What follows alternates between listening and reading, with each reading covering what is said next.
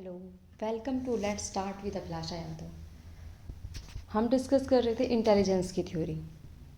हमने देखा कि कैसे थॉर्नडाइक ने इंटेलिजेंस के बारे में बताया, फिर उसके बाद स्पीयरमैन ने, नेक्स्ट थ्रस्टर ने अपनी 7 प्राइमरी मेंटल एबिलिटीज़ के बारे में बताया।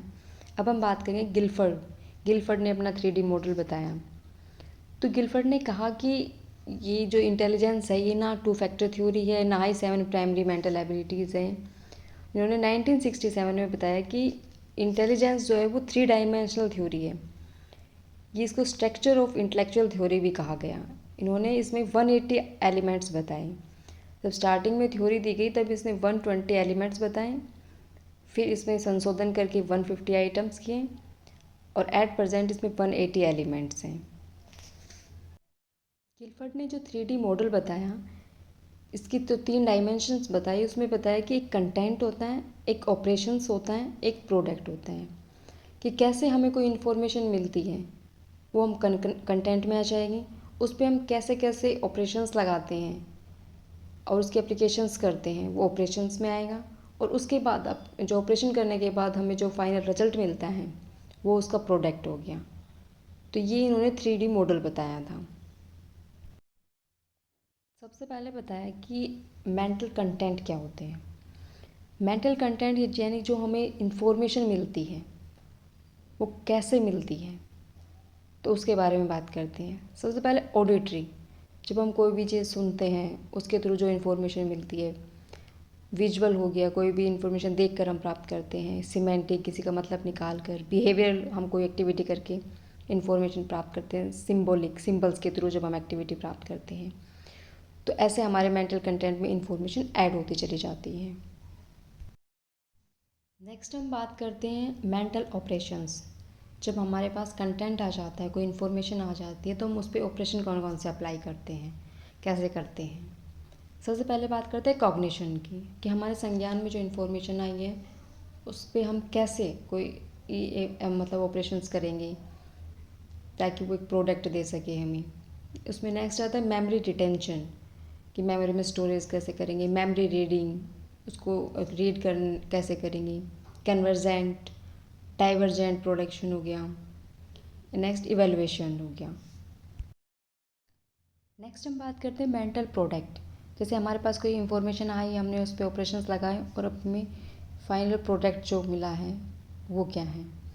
तो इसमें class, unit, relation, transformation, system and implications.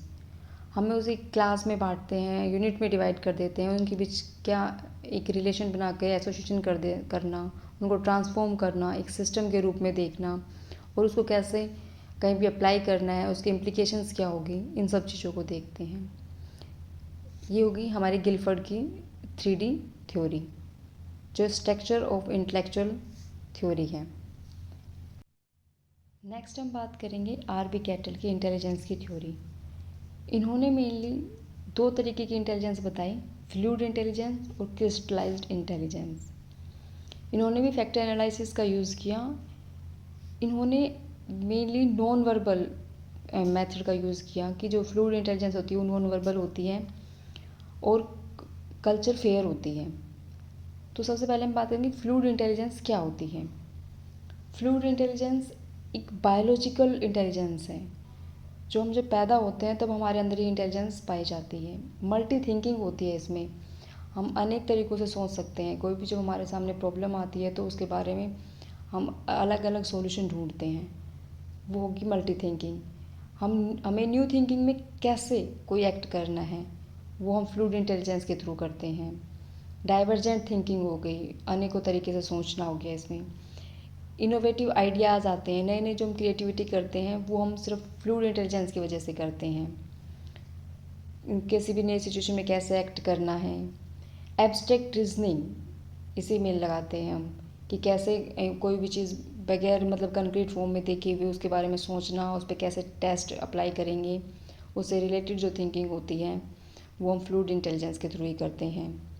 ये एक्सीडेंट से इफ़ेक्ट हो जाती है। नेक्स्ट हम बात करते हैं क्रिस्टलाइज्ड इंटेलिजेंस क्या होती है, ठोस बुद्धि क्या है। ये एक एक्वायर्ड स्किल्स होती है जो हम अपने जीवन काल में सीखते हैं। ट्रेनिंग लेते हैं जिसकी प्रैक्टिस से उसे मोर पावरफुल बनाते हैं। इसमें एक सिंगल थिंकिंग होती है कि जैसे कोई भी हमारे पास प्रॉब्लम है उसका सिंगल सॉल्यूशन हो गया, वो एक आता है क्रिस्टलाइज्ड इंटेलिजेंस में आता है।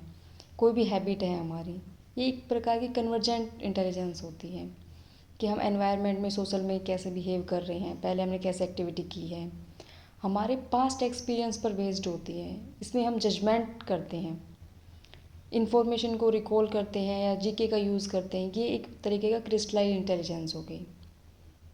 ऐसे ही साइकोलॉजी की इन्फॉर्मेशन के लिए आप हमारे साथ कनेक्ट रह सकते हैं। Thank you.